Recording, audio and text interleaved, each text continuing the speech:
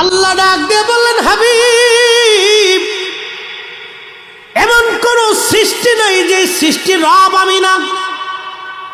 ও হুজুর, আপনার উম্মত আপনার ইজ্জতের চাদর ধরে টানবে, আপনার কিছু উম্মত হবে আপনার শান ও আজমতকে খাটো করবে।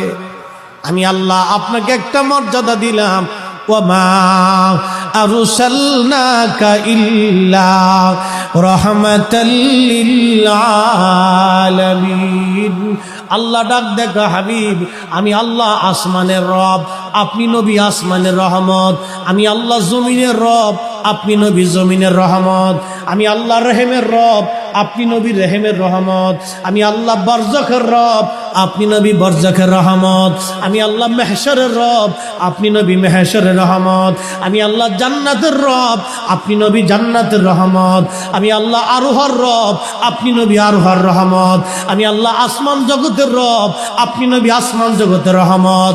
আমি আল্লাহ নক্ষত্রের রব, আপনি নবী নক্ষত্রের রহমত। আমি আল্লাহ দাওয়াবুর রব, আপনি নবী দাওয়াবুর রহমত। আমি আল্লাহ সাজারুনের রব, আপনি নবী সাজারুনের রহমত। আমি আল্লাহ পাহাড়ের রব, আপনি নবী পাহাড়ের রহমত। আমি আল্লাহ সৃষ্টির রব, আপনি নবী সৃষ্টির রহমত। আমি আল্লাহ কুল মাখলুকের রব, আপনি নবী কুল মাখলুকের রহমত। আমি আল্লাহ কুল কায়নাতের রব, আপনি নবী কুল কায়নাতের রহমত। রহমত ছাড়া আল্লাহ সৃষ্টি চলে না, নবী ছাড়া সৃষ্টি চলবে না। নবী নাই, সৃষ্টি নাই, নবী যেখানে আমরা আছি সেখানে।